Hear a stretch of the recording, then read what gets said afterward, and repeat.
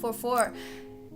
He had joints on there. Marcy Me, yeah. Bam. Like, I'm listening to that. I'm listening to it while I'm getting ready for work. Sure. I'm listening to it while I'm cooking. I'm throw on all of these projects. Tyler, SZA, Jay-Z, Thundercat. I can throw them on at different points. So. You know what's funny?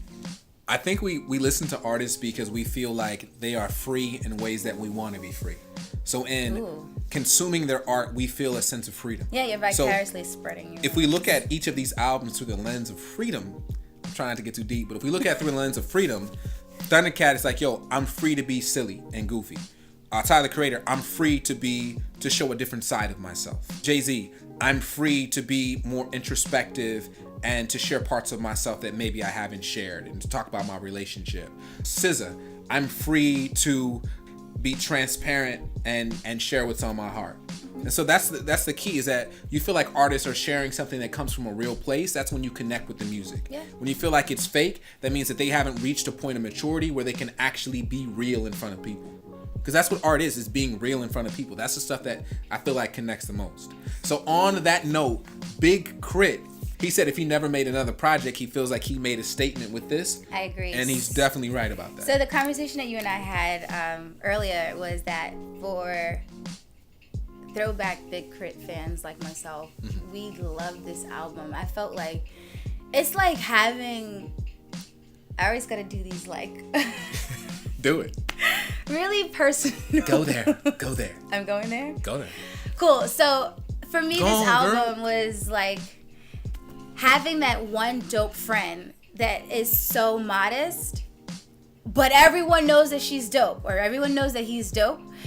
And then they come and like, you're like, yo, just stun on him. And they're like, nah. Let me be cool. I'll be cool. And out of nowhere, they flex. Big Krit flex on everybody. On everything. Let me just say this. Big Krit for the glow up. If Cardi B's glow up was 2017, so was Big Krit. Big Krit, thank you. You put out an album that could easily be a commercial success, although that was not your goal.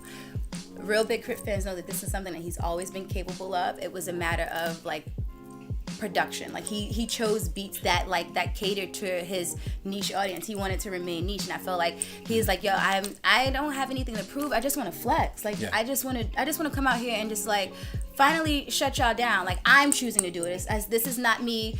This album wasn't in response to anything, him feeling like he needs to prove something. It just was like it came out when it was supposed to come out, and I'm so happy. The production on it is by far amazing. That T.I. joint, like I bang that all the time. Yeah. Speaking about vicariously living, like that Big Krit album, and he had a little bit of everything on there too, because it felt like it felt like neo soul, it felt gospel, it felt southern, everything it felt that like, you know. It was like a pot of Big gumbo, Krit. and he was just like stirring it up. So let me talk about my 5 spot.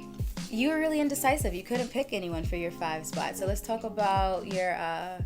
It's a lot of people in there. Let me tell you some people that I feel like are candidates. Of course, Rhapsody with Layla's Wisdom. I do enjoy Rhapsody. I have not been able to listen to her because her voice reminds me of Snoop from The Wire. But it's how you carry yourself. What? It does, and it really interferes with my ability to just be like, I'm digging her. Because you keep thinking of Snoop from The Wire. Yeah, it's a tough one for me to get over, but it was a really good project. I appreciate Rhapsody, and I've been rocking with her for a while. When I was still doing my radio show in South Korea, had an interview with her about 4 or 5 years ago. So big shout out to Rhapsody, dope album. Everyone's been shouting you out because you deserve. You do deserve it, even though you remind me of Snoop. This one. Let's not edit that out. All right, Gold Link, At What Cost? This is not my favorite Gold Link album, but it still was a good project, and I'm happy to see that, to see where his crew, to see the fact that that's part of the conversation. That these are nominated, even the Rhapsody album, Grammy nominated. These are artists that weren't getting looks before that are now getting looks, and I'm just happy about that. Okay. My homie Mike Larry Draw with his album Trench Mouth of Not a Brahma. Joey Badass. We did not talk about Joey Badass with All American Badass. This album is dope.